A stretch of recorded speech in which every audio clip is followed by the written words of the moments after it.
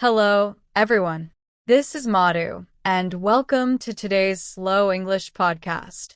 Today, I want to take you on a slow, gentle, peaceful journey into a topic that lives quietly inside many hearts, but affects almost every part of our life: self-doubt. Those little thoughts that whisper, "Can I really do this? Am I good enough? What if I make a mistake? What if people judge me?"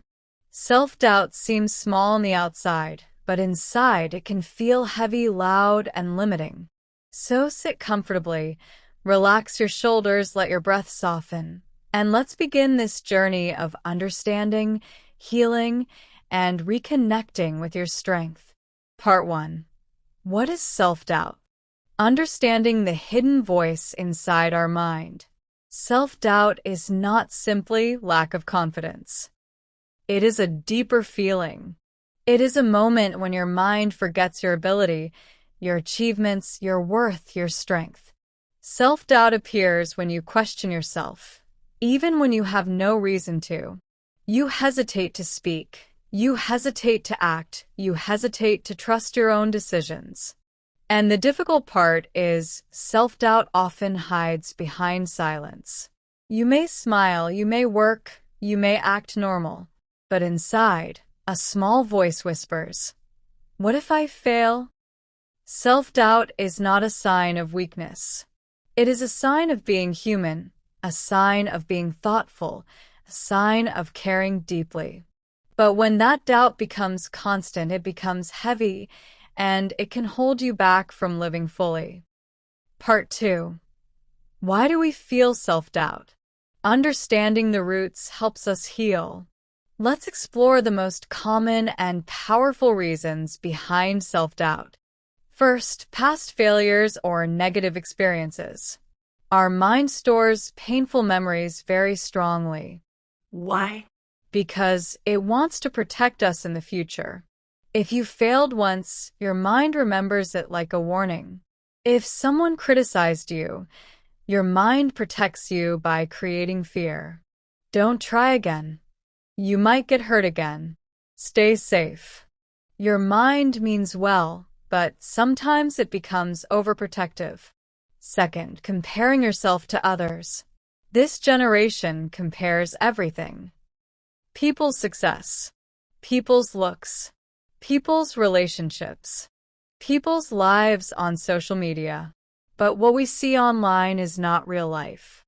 It is the best moments of someone's life. Comparison makes you forget your own journey. You start to feel behind, even when you're moving at the right speed. Comparison creates insecurity. Insecurity creates self-doubt. Third, fear of judgment. We worry so much about what people will think that we forget to think about ourselves. This fear becomes a cage. You want to start something new, but what will people say? You want to speak up, but what if they judge me? You want to grow, but what if I fail publicly? Fear of judgment makes you smaller, even when your potential is bigger. Fourth, high expectations of yourself. Sometimes the biggest pressure doesn't come from society. It comes from inside. You want to be perfect. You want to do everything correctly. You want to avoid mistakes. But perfection is impossible, and when you fail to reach it, your mind says, "See? You're not good enough." This is how self-doubt grows. Part 3. Signs you are experiencing self-doubt. How your mind shows its struggle. Self-doubt doesn't always appear as fear.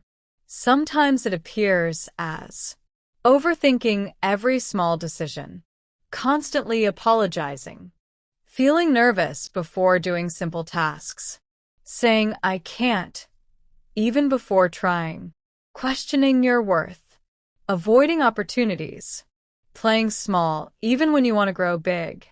Self-doubt is silent, but its effects are visible. Part 4. How self-doubt affects your life. Little doubts create big consequences. Self-doubt can reduce your confidence, block your creativity, make you reject opportunities, delay your decisions, make you depend on others' opinions, affect your relationships, make you feel stuck in life. You start surviving instead of living. You start pleasing others instead of trusting yourself. You start limiting yourself, even though your abilities are much higher. But here is the beautiful truth. Self-doubt is not permanent. It can be healed, Calmed. transformed. Let's learn how. Part 5. How to heal and reduce self-doubt. Gentle steps that slowly rebuild confidence. Step 1. Remember your strengths. Your mind forgets your achievements easily. So remind it. Write down your skills, wins, efforts, moments when you were brave, things you handled well, Compliments you received. when you see your strengths on paper, your mind starts believing in them again. Step 2. Talk to yourself kindly. We speak kindly to others, but harshly to ourselves. Replace, I can't do this, with I can learn this. Replace, I always fail, with I am improving every day.